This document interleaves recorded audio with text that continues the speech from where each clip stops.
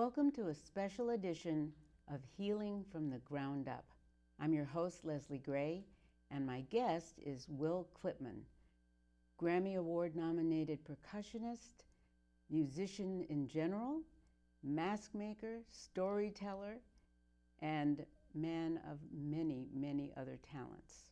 Welcome, Will. Thank you, Leslie. I'm delighted to be here with you today. It's wonderful to have you.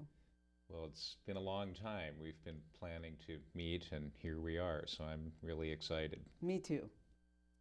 Well, I have so many questions to ask you, but I'd like to just start with how you started doing this. How old were you? How did you start playing? Well, I started playing drums and piano when I was 3. My father was a drummer and my mother played piano, so those sounds were around me even before I was born and into early childhood. And as soon as I was able, I went down into the basement of our home in Philadelphia and climbed up on my dad's drum throne and hit one of his tom-toms, and that vibration went through my body and kind of rearranged my molecular structure. And I knew at the age of 3 that I was going to do this forever. So that was the beginning. When I was about 6, I started learning how to read and write even before I went to first grade, and wrote my first poem at about the age of 6 and took it to my grandmother, who was a poet. And she went nuts over it, of course, which was fortuitous because I got the idea that this was a great thing to do too. And that was the launch of my literary career, if you will. It was many, many years later that I came in contact with a master mask maker named Zarco Guerrero. And he taught me the basic mask making technique that I use, which I then adapted to my purposes. And following that, I was serendipitously invited to present a storytelling performance for young audiences. And that was the genesis of Myths and Masks. That's when I started thinking about a vehicle that would bring all of those disparate elements together into hopefully a unified whole. So that, in a nutshell, is kind of the life story behind Myths and Masks and the music that I do. You are particularly known for your global indigenous sound. How did that part come in? Rather than just you could have been any sort of musician, I'm sure. Why and how did you decide to include the indigenous parts of your background? That's a great question. I started listening to a lot of world music in the early 70s, even before world music was a genre of music. I was listening to a lot of jazz fusion stuff, Miles Davis, Weather Report, Return to Forever, Mahavishnu Orchestra, that kind of thing. And those jazz musicians were incorporating musicians from other cultures playing indigenous instruments. And I would hear these exotic sounds on the records and look at the liner notes and figure out the name of it and track down a picture of it. This was before the internet, of course, so it involved going to the library and looking at real books. And as often as I could, I would get a hold of the instrument and just teach myself how to play it. So that went on for about 20 years or so while I was playing other kinds of music. And when the world music wave hit in the 80s and it became recognized as a genre of music, I had all these instruments and knew how to play them. So when people wanted that sound on their record, I got a lot of studio work because I had one and knew how to play it. And then, I began composing my own music using all these instruments in the context of my own compositions. So it was a long process that didn't really start out with that intention. I just sort of collected the instruments, and then the opportunity arose to play them and actually use them professionally. This may seem like a little bit of an odd question, but what do you think it was in you that let you hear the indigenous parts of those various, you mentioned Miles Davis, etc., but it's as if you honed in on those and incorporated those. And I'm sure there's many people that they were aware there was something different about the sound, but it didn't call to them? That's a wonderful question. I think it's my ancestry. Um, I have many ethnic strains in my bloodstream, so to speak, but predominantly my ancestors are Sami, the reindeer people of northern Sweden, and Cherokee, the people of the seven sacred cities of the southeastern part of Turtle Island. And I think that predisposed me to hear those musics in a different way and to be open to that vibration and to understand intuitively how that could be woven into Eurocentric music, which is what I had always played: rock and roll, blues, jazz, etc. So I think it was a combination of ancestry, my early life experiences with the vibrational aspect of drumming. Gives me maybe a different relationship with the percussion instruments in terms of feeling the vibe as much as hearing musical notes. And I think all of that came together in the way my career has evolved and the instruments that I've incorporated into my music. The other thing I'm curious about is that it isn't just percussive and it isn't just indigenous, but it's also has trance-like qualities. In other words, seems to involve a quality of altered states or something that gets evoked in a person. Wow, you really get it. This is great. Thank you. That's true. And I really relate to that aspect of all music. I think that's what draws people to music instinctively, is the way it can alter our state. And I'm certainly drawn to that in the music that I record and perform. At this stage of my career, I always aspire to have that element be present in any performance or recording that I do, beyond being on a proscenium stage and doing a quote unquote performance. I really feel like it's more of a village, and that the audience are participants in whatever experience we're creating in that moment, so that those altered states that certain rhythms and instruments and vibrations can induce is very much a part of what I do as a performer and a recording artist. And remarkably, it comes through on DVDs and CDs as well. That's the hope, is that it translates into zeros and ones, the digital information, and you put it on a piece of plastic and someone still gets it coming out the other end. Well, that's the first way I heard you. I did not hear you first in a live performance. So I think the first thing I heard was Pathfinder. Yeah, that's a good example of a recording that has that intention. Very much from the get-go. Myself and my engineer and my producer all had that goal in mind. So it's really rewarding that people receive it in that way and use it in various healing arts and yoga and dance and all sorts of ceremonial circumstances. And that it was recognized with a Grammy nomination, which is neither here nor there, except that it's all me. Everything you hear on that record is me, from the compositions to the arrangements and the playing and even the mixing and mastering. So that just to have that message get across at that level was very satisfying. So let's see. You went from drums to mask making to storytelling, and you've got some of the things you use in your workshops and in your performances here today. I do. The one that really drew me is this drum right here. Yeah, that's an interesting piece. This is not a traditional drum. It's a handmade drum that a friend of mine gifted me with, but I painted it in a traditional Sami Pathfinder design. I have a miniature Pathfinder drum that was made by a Sami artist, and it's only about that big. So I took that miniature design and kind of blew it up onto this one and painted it myself. And I use it in a story called 5 Pebbles, which goes with this antlered mask here. That's my latest mask creation.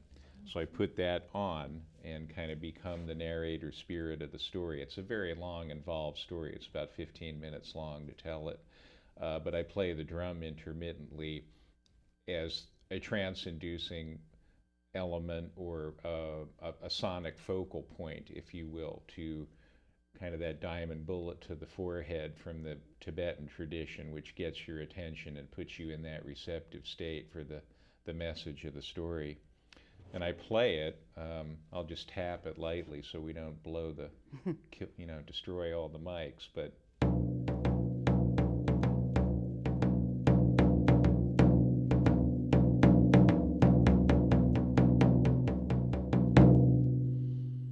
that's kind of the timbre of the drum, and I'm playing it with a sea lion rib that I found on the beach in Puerto Peñasco, Mexico.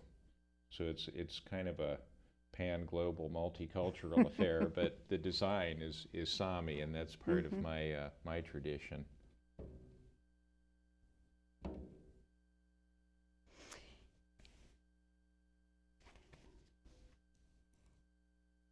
So as long as we brought up the masks, can you say a little something about the other masks? Sure. I brought 4 that are part of my current Myths and Masks concert performance.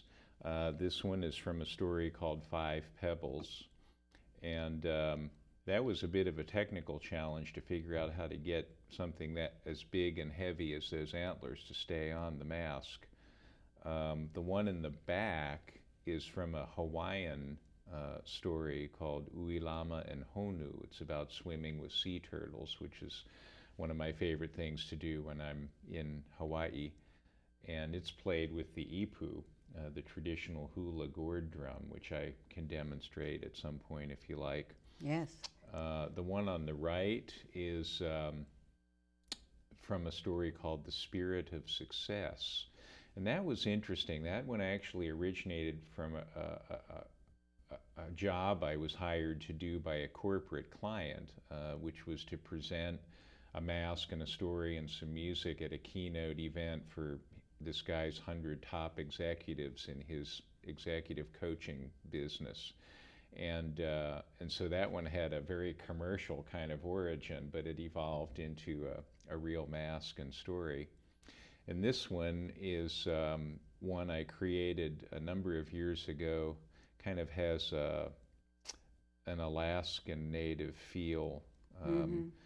And it was for an event at the Museum of Natural History in Santa Maria, California, in conjunction with a photo exhibit of the Alaskan Wildlife Refuge when oil drilling there was a big issue. And so that's all kind of bound up in that kind of interface between culture and technology and indigenous lifeways and modern industry and so on. But that one, they don't really have names. They're kind of the narrator spirit of the story. I put the mask on and, in a sense, become that other being and then tell the story in that voice. So that's how they're used in my performance. So what's wonderful to me is that you not only do performances, but you teach this. And correct. I do it as a workshop, as an artist in residence program, as a weekend retreat, for all kinds of people, from little kids up to senior citizens and everyone in between. And the participants actually make their own plaster bandage life casts and paint them and embellish them with 3D objects, write a mythic persona poem in the voice of their highest self, if you will, and then we have a chance to do a celebration of that at the end of the residency or the workshop. So it kind of brings it full circle from idea to creation to celebration. Sort of in a way teaching them some of what you do. If you start with the idea and then manifest it, that's very indigenous, but even more so is where that idea comes from. And when you create these things, where do your ideas come from? That is a tough question. I'm not sure I can pinpoint the source. What I can say is that it involves a state of receptive quietude, if you will, and a really impeccable attention to detail. Huh. And if you're just in that state, then the story will speak itself through you, and the mask will almost make itself in my hands. It's more of allowing myself to be the instrument and allowing that to happen, kind of showing up and being available, and then getting out of the way and keeping ego and intellect out of the picture as much as one can. So I really, it's kind of mysterious where they come from and why they come at a particular time. So I'm not sure I know the answer to that, but I do know the process is one of openness to what it wants to be, rather than starting out with a message that I'm trying to get across and figuring out how to articulate that. So from both waking dreams and sleeping dreams? Yeah, to me it's all one dream, isn't it? They are a little bit different for me. Sometimes not as different as they might be for other people, but yeah, it's just that that conduit to the other world, and trying to keep that open as much as one can, whether we're asleep or awake, so that that higher self is continuing to manifest in some good way. There's an instrument I'm looking at. I've seen some of these, but I have not seen this one. And my first take on it is it looks like a handheld steel drum, like from the Caribbean or something, except I've never seen them that way. They've always been actually like an old barrel. But on the other hand, if I look at just the front, it looks a little like a Viking shield or something. Wow, that's great. I think those are both wonderful analogies. It's actually called the Hang, H-A-N-G. And speaking of dreams, that's a beautiful way to get into this part of our experience. This is a dream instrument. It was dreamed up literally by two Swiss people, Felix and Sabrina Scherer, and they woke up one morning and were sharing a delicious hot cup of Swiss Miss cocoa or whatever and talking about their dreams. And they discovered that they had both had exactly the same dream the night before. And not only had they dreamed, they took out napkins and drew the picture of what they had dreamed of, and it was this spaceship-looking thing. And not only had they envisioned it the same way in their separate dreams, but they'd heard the sound of it the same way, which kind of made the hair on their arms stand up. And being Swiss, they went out to the workshop and started tinkering around with steel and figured out how to make one. And they began to manufacture them and market them. And for a while, it was this real under-the-radar thing that nobody knew about. And then suddenly it took off, and they kind of got overwhelmed by demand for it. And they just stopped making them. They said, this is not what we intended, so we're just stopping. We're not making them anymore. So you literally can't get one now. So I'm very fortunate that I got one from them early in the dream, so to speak. But it has a wonderful sound. I'll just play it for you a little bit.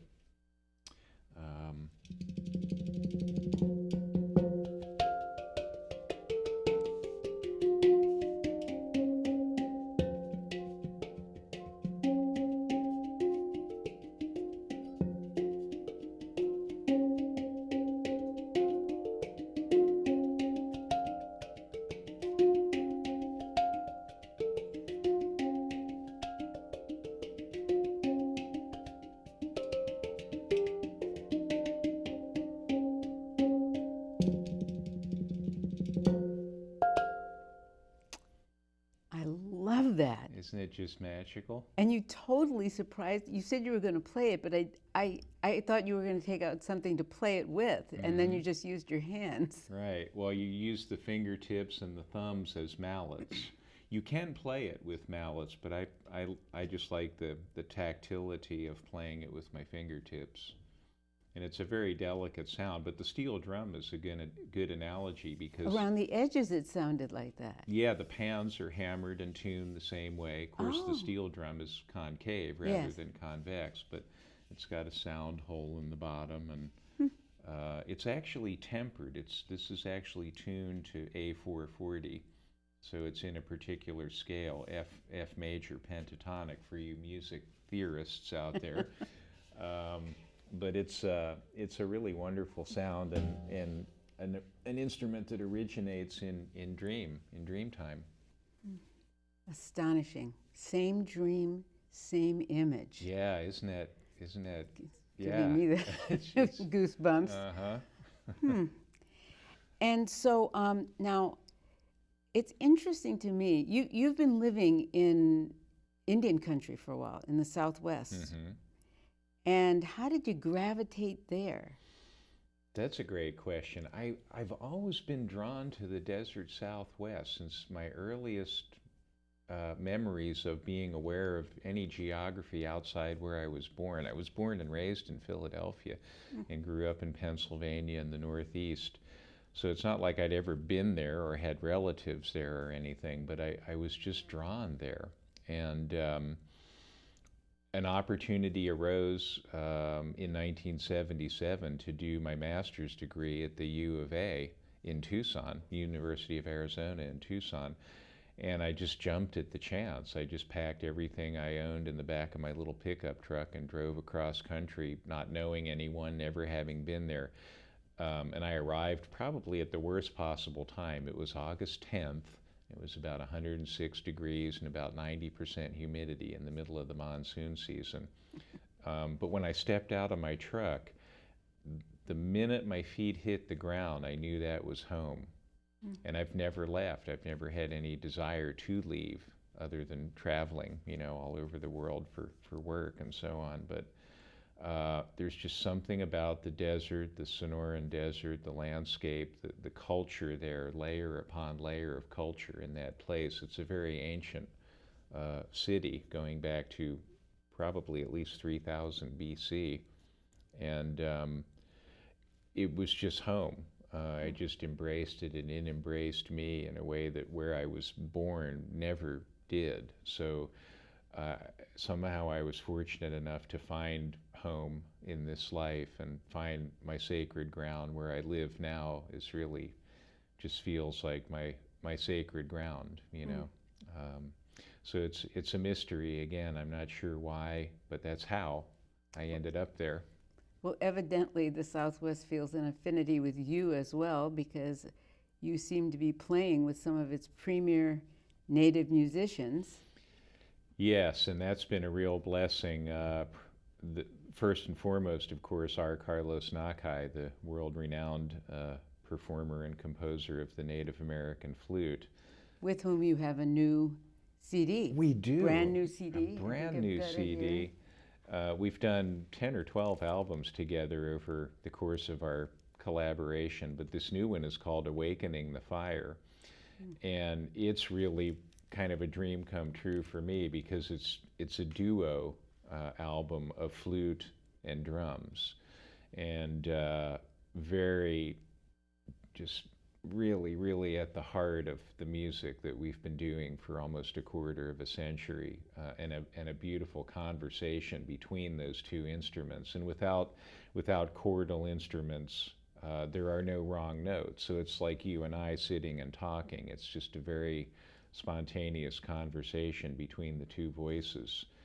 So I'm very excited about that, and just happier than a prairie dog in soft dirt to have been able to play with RC for 25 years now, because he's the man, So, but my affiliation with Canyon Records has led to a lot of collaborations with various Native artists, many of whose names people would recognize. But I've done over 30 albums for that label now, and that's been a wonderful chapter in my life and my musical career, and has everything to do with that leap of faith in relocating to the Southwest and kind of answering that call. Is that where you felt a call to play the flute? Is this a flute? Yeah, this is, Because that's yeah. that is the traditional native music of And I of am that in no area. way, shape, or form a flute player. Playing with the greatest player on the planet, I know Yeah. what good is, and I know I don't play good. But this is actually an instrument I made myself. It's a Pima flute, which is the indigenous instrument of the Pima people, one of the tribes that are indigenous to where I live in northern Sonora. And it's made from carrizo, which is a giant river cane similar to bamboo.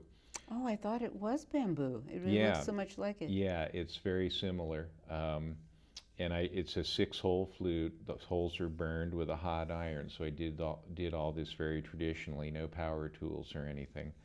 But it's very simple. It just kind of plays little melodies.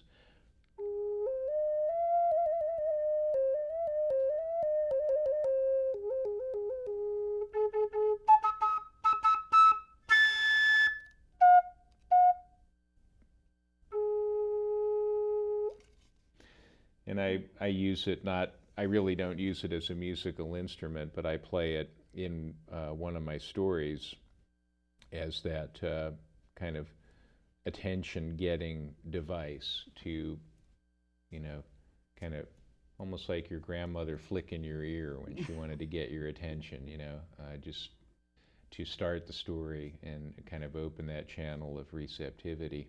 Mm-hmm. So that's about the extent of my flute playing. Well, did you just make it? Kind of, yeah. I was doing a workshop at the Arizona Sonora Desert Museum with William Eaton, the brilliant lyra harp guitarist and instrument designer who has been part of my long collaboration with our Carlos. We have a trio. What do you call the trio? It's called the Wild Boys. Technically, it's Nakai, Eaton, and Clipman, but we call ourselves the Wild Boys, with an E after Oscar Wilde. That's another story. But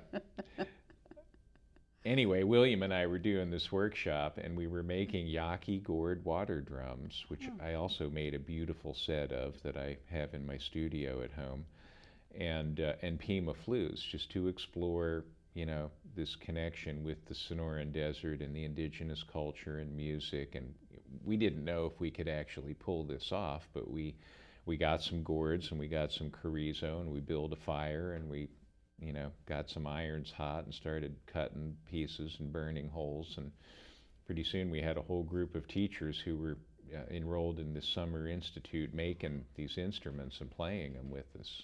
And we ended up doing a performance with our Carlos up in Kings Canyon, an outdoor performance of using all these instruments in a natural setting, which was quite an adventure. So we just sort of, did a little reading and got some materials and started figuring it out, and it worked. And what kind of a drum is that there? This is a djembe. This is probably, if I could only have one drum, this would be it, because it's kind of a drum kit in a bag, so to speak. This particular drum is from Ivory Coast, and the drum shell was actually grown to be, this tree was grown to be a drum. It's made by a drum making family in Ivory Coast that's been making drums for over 800 years. So there's a lot of tradition behind it.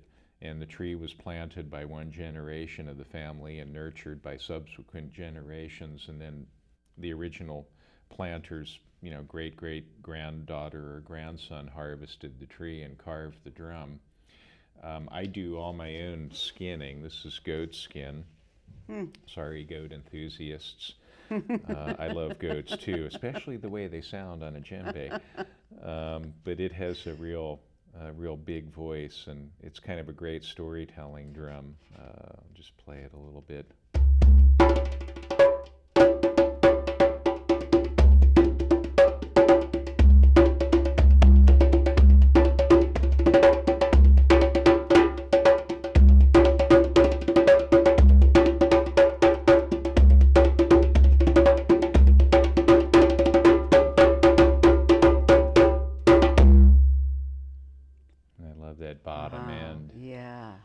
it's amazing. It's really very light, and it's a relatively small djembe as djembes go. But I think I've developed my own style of skin preparation and tuning and so on. So I like to think that's my sound. You know, you wouldn't really hear that particular triad of voices in anyone else's drum, just because I've had this one so long and I've put so many different skins on it myself. Mm-hmm. Hard to sit still. It really. Well, we can get everybody in here and have a dance party. I think that would be totally appropriate. So now this looks like a piece of pottery. Is this an instrument? It is. It's both. It is pottery and it is an instrument. It's a ceramic drum called the udu. It's indigenous to West Africa, mainly played among the Yoruba people of what is now Nigeria. But pretty much anywhere in the world people are making clay vessels, you're going to find some kind of instrument like this, just because they started tapping on pots and discovered that they had a musical quality. This particular one has been made for me by an artist named Keith Gloka of Buffalo Moon Flutes in Austin, Texas. So it's kind of a custom job, but it's basically raku-fired pottery. And it's kind of become a signature sound of mine in my recordings and on stage. I like to think of it as the sound of the earth itself. It's really all four elements combined, because you have the clay, you have the water mixed with the clay to make it malleable, you have the fire in which it's hardened, and then the air inside, which is kind of the magic chamber, and it has a really wonderfully earthy sound.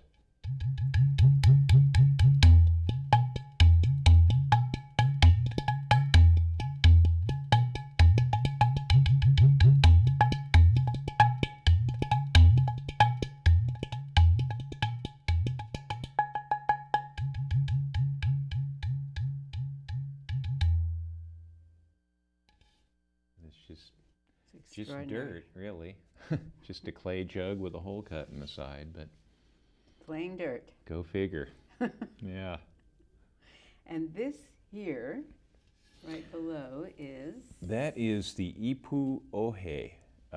It's a gourd drum that's indigenous to Hawaii, and it's traditionally used to accompany the hula, particularly the ancient hula, the Kahiko style of hula.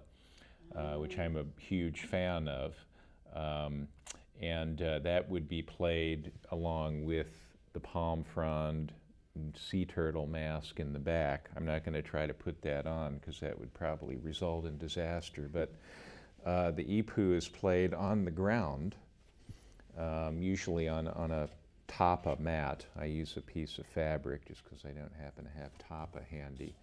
But you tap it on the ground to get the bass sound, and then you play counter rhythms on the shell. And if you can imagine a whole hulau, a school of hula dancers out here moving in unison to this beat, you'll kind of get the picture.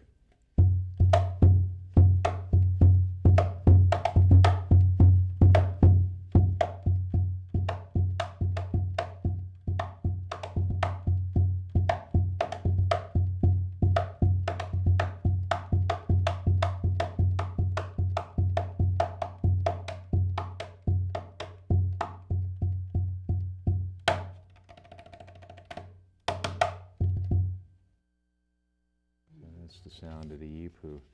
And as you can tell, I'm fascinated by instruments that produce their sound very simply from natural materials. Mm-hmm.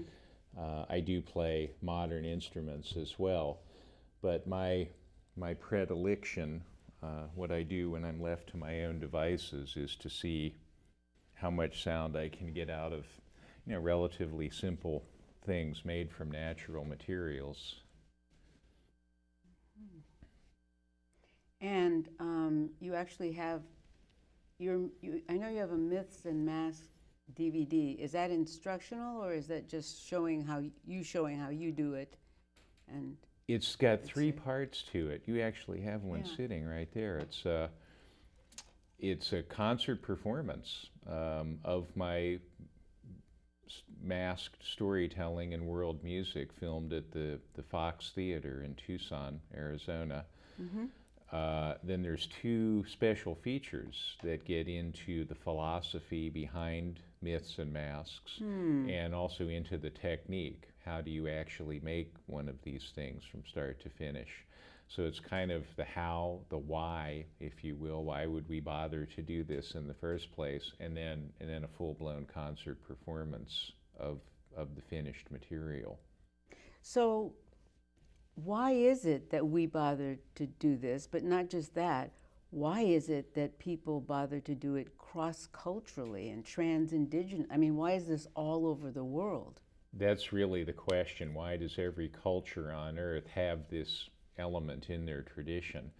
And for me, it has to do with something called the inner mythic persona, which is that highest self that all human beings have within us and aspire to be, whether we know it or not. Some of us dream this, some of us become in conscious contact through it, with it through various life experiences.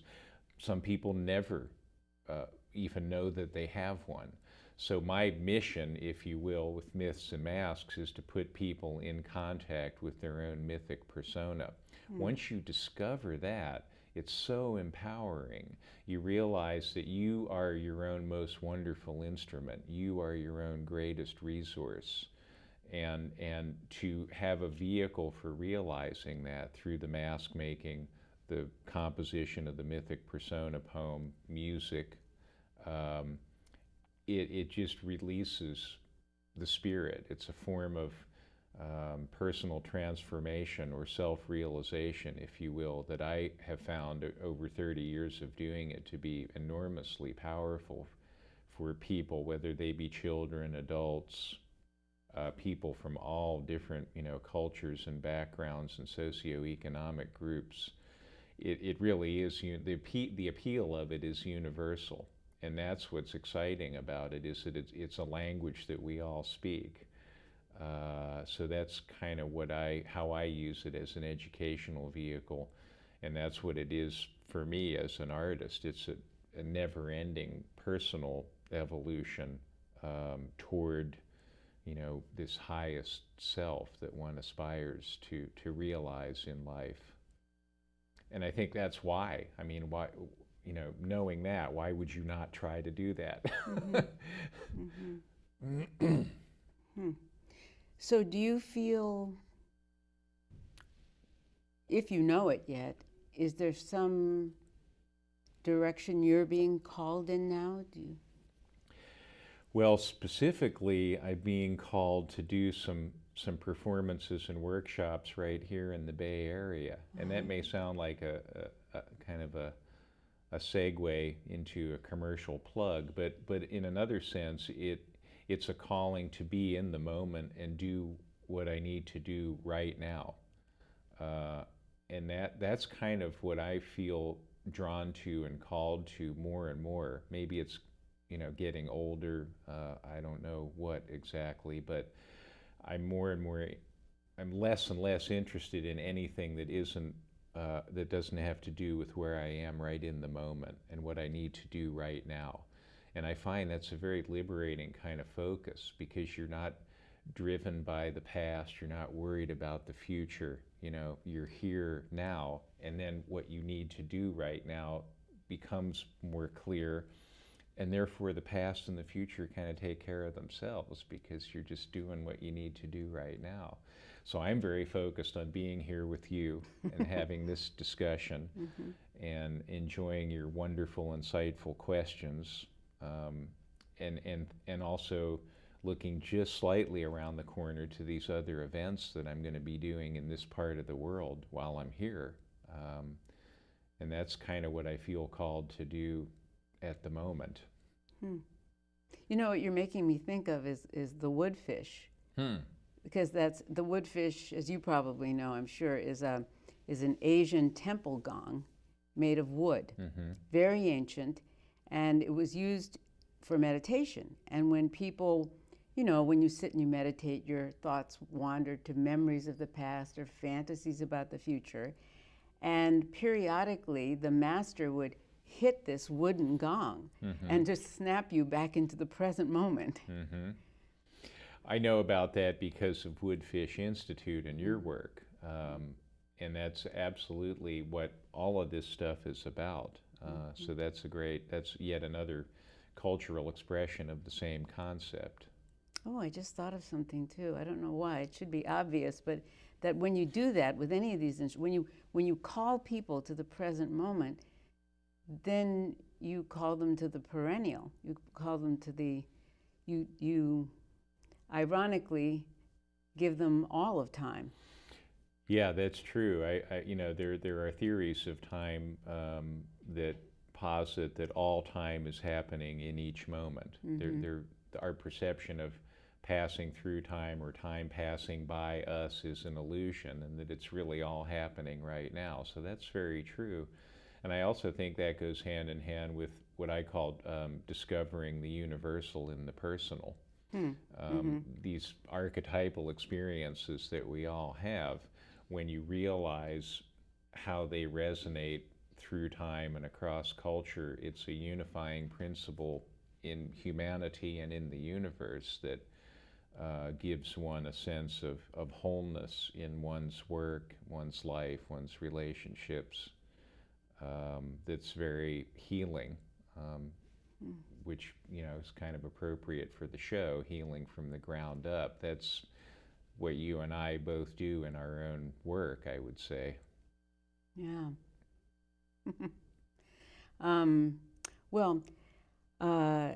Do you sing as well? Only in the shower. I do a little bit of chanting on Pathfinder, and I've been encouraged to sing in different settings. But I like my spoken voice. I'm comfortable with that as an expressive vehicle. But having played with so many really great singers, I know what good is, and I know I can't do that, so I prefer not to sing professionally. I'll sing around the campfire and stuff, but I don't think of myself as a singer. It's probably the same as flute playing. When you've been in the presence of the masters, you don't dabble. I don't like to dabble. I like to do things that I'm really good at. Well, you do have a very unusual speaking voice. I haven't heard you do storytelling, but you have. It seems like your voice has a high tone and a low tone at the same time. That's interesting. Like a resonance down here, but also I can hear something up here. Yeah, that's probably Philadelphia and Tucson coming together. I've tried to cultivate my voice as an instrument, not for singing, but for speaking, for storytelling, for teaching, and I feel that you do learn how to control your voice and manipulate your pitch range. And there's exercises that you can do to expand that and explore it. So if it's pleasing or effective, that's good, because that's a conscious effort on my part to develop it as an instrument of communication, not music per se. It's wonderful to add that to storytelling, because I have heard people who are terrific at telling stories, but I've also heard people who tell great stories and there's a sort of mesmerizing quality to the tone of their voice, so that you go in and out of the story and the voice takes you in and out, not just the content. Yeah, and hopefully that's the case in Myths and Masks. I always hope that people are experiencing it more deeply than just the narrative kind of flowing by. That probably connects with the trance-inducing quality of some of the music that I do, and the whole shamanic tradition of just becoming the instrument, becoming the vehicle of the story, the information coming through in as unfiltered a way as possible. But that's definitely true. I've had people say that about my workshops as well. When I'm giving the instructions for the mask making, people will say, "Well, I could just listen to that all day," or I wanted to fall asleep, but I knew I had to keep doing it." So, maybe there's something going on there that's good.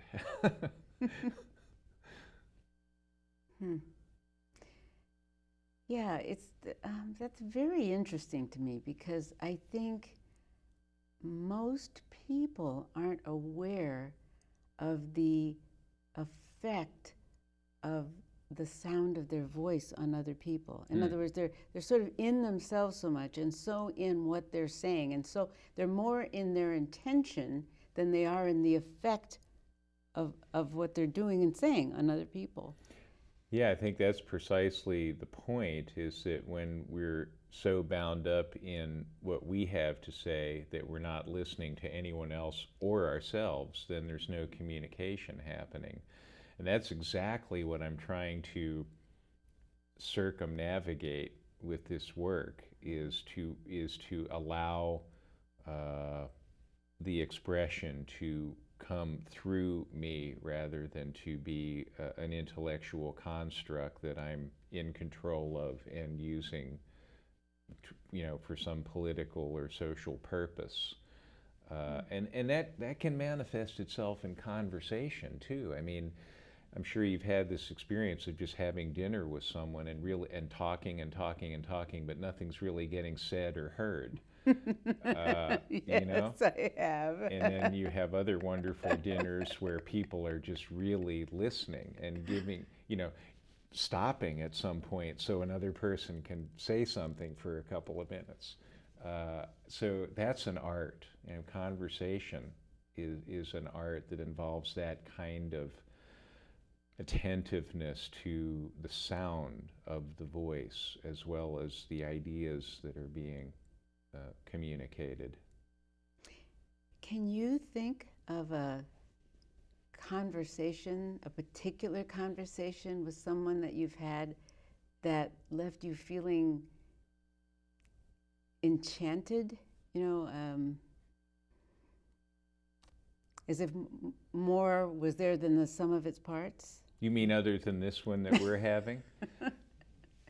Yeah, I can think of one, but this is like that very much. So I'm just delighted to have this opportunity to sit and talk with you. But you made one come to my mind. That's why. Okay, go. Well, it's so kind of simple, but I was in college and I went down to visit a professor that I'd had previously, and they were living up in the Santa Cruz Hills, and I brought them a bottle of May wine, and they went outside and picked, which you're supposed to drink traditionally with wild strawberries in it. And we had lunch, and things were brought out one by one, like first some olives, then a little wine. Oh, well, let's have bread. Oh, I guess it's lunchtime. Let's make a sandwich. But all the while we were just talking and catching up and talking about everything we felt and loved, and then we looked up and it was dinner time, and so then they started serving dinner. And by nightfall, we had been at the same small table, which wasn't even the dinner table. It was a table in the living room. And we'd had lunch and dinner. And I remember that as one of the most enchanting experiences of my life, as absolutely delightful. Yeah, and by enchanting, I take that to mean a suspension of time, where that illusion of time passing by or us moving through time is gone, and you're just so in that moment that that's all that matters. In our case, it was literal, because we actually had to realize, oh, we're hungry again. Oh, dinner. Right. Well, I had a similar experience just last night. I had dinner with our producer, Lori Greenleaf, and her husband, Eric, and we ate at a lovely Indian restaurant in Mill Valley, but sort of ordering the meal and eating the food and dealing with the mechanics of the dinner were a sideshow to the conversation we were having. It was almost as if we were being interrupted to have to order and do plates and, stuff like that. But we just had this wonderful kind of three-way conversation about what we were going to do today and everything related to that. And it was one of those moments where you just feel very much in the moment and a kind of a suspension of time. And as you say, just remembering, oh, we're supposed to be hungry now. I guess it's time to eat. So that was lovely and kind of was a nice segue into what we're experiencing today. You're reminding me of the connection between communication and communion.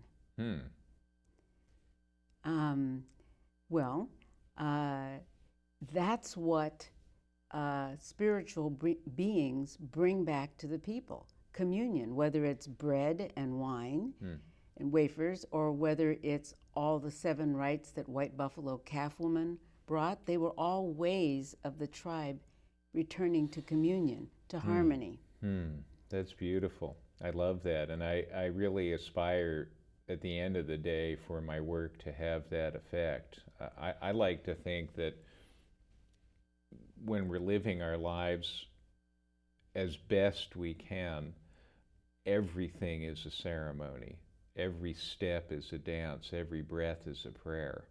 And we're so, not that it has to be ceremonialized or formalized, but that you're just living life that fully, that everything you do has that intention and that consciousness to it. And if what I do in any small way brings that to children or communities or audiences, then I'm not I haven't completely wasted my life. I don't think you're in danger of that. And now you're making me think of the connection between, this way of harmonious communion, harmony in the community, and harmony in music. It's not an accident that it's the same word. No, not at all. And I think harmonizing one's own vibration with the highest good of all is very fulfilling and a very good use of one's time, on the planet. And I see the connection with healing. As in the Navajo way of healing is called the beauty way, which people hear that, yes, walk in beauty, it's the beauty way ceremony. However, in Navajo, this word beauty is the same word as balance or harmony, hojo. And that is hard to translate into English. When they want to translate walk in beauty, or they have to either switch it to walk in beauty or walk in balance when it gets translated, because we don't have a word in English where balance or harmony and beauty are the same thing. Right. Well, yeah, it's a very, those linguistic gaps in our perception are interesting, and I think you're exactly right. I think beauty is balance, and balance is beauty, and that Dene concept of that is very rich, and it is difficult to find the right words for it in other languages. But I think we know that feeling intuitively. I think people experience those moments, and some people describe it as joy or balance or harmony or beauty, well-being, and all of this is tied into various healing modalities to try to bring people back to that point of beautiful balance and harmony. So many indigenous modalities of healing or medicine ways actually healing a patient involve music. That's something, I'm trying to imagine going to Kaiser and having music played Right. while the medicine is going on, but I wonder if it wouldn't be quite effective. I'm sure it would be, and so often that what you're describing involves a drum of some kind, which is because of the vibration. And that's what I experienced at the age of 3 when I say hitting my dad's tom-tom rearranged my molecular structure. I mean that quite literally. That particular vibration of that drum in that tuning just altered my physical being in a way that aligned my life with what I'm doing now, half a century later. I didn't know it at the time. It just felt good, and with my 3-year-old brain, I knew that I wanted to have that feeling again. But in a sense, I knew that I was going to do this then. Very clearly. I can remember that moment as if it were yesterday. So that was, a major healing, balancing, beautifying, harmonizing moment for me that I was just kind of dumb lucky to have, I guess. But not dumb lucky to persist in following, I bet. Okay, I'll grant you that. Yeah. Well, yeah, because if you're going to accept something like that, I can't imagine in this society doing it without having a great deal of persistence, because the pull is toward other ways of being so much here. That's certainly true, and I have made a lot of sacrifices to follow that path. Not in a bad way, but choices, let's say, knowing where I was going and seeing that all these other things that one might choose to do with one's life were not going to get me there. And there are material considerations along the way that you might choose otherwise if you had other intentions. But I feel very, very blessed to have reached a point where I can actually make a living in the world doing what I'm passionate about and what I'm good at and what I feel I was put here to do. And I understand that that's not something everyone is gifted with in this lifetime. So I'm very in a constant state of gratitude and humility about that, and just really never take it for granted. Literally every day I sort of kiss the ground and say thank you. What do I need to do today to keep this hoop spinning? Well, for both your performing and for your workshops, we have you here in the Bay Area now. Maybe you could let our viewers know when some of those are going to be. Yeah, absolutely. I'm going to do 2 Planet of Percussion drum workshops, one at Idle Pirates Gallery in San Francisco on June 7th, which is a Friday evening from 7 to 9 p.m. And I'm going to do another Planet of Percussion workshop at the Willits Community Theater in Willits from 1 to 3 p.m. on Saturday, June 8th. I'm also doing 2 concerts with a wonderful ensemble called Coyote Jump, which is piano, guitar, violin, Native American flute, and world percussion. There'll be a quartet performance at Piedmont Piano Company in Oakland tonight. Actually, I'm going straight from the studio there when we finish. That's at 8 p.m. And then again at Willits Community Theater on Saturday, June 8th at 8 p.m. And that'll be a trio with piano, guitar, violin, and myself. Sounds like more than 3 people, but we're all multi-instrumental, so.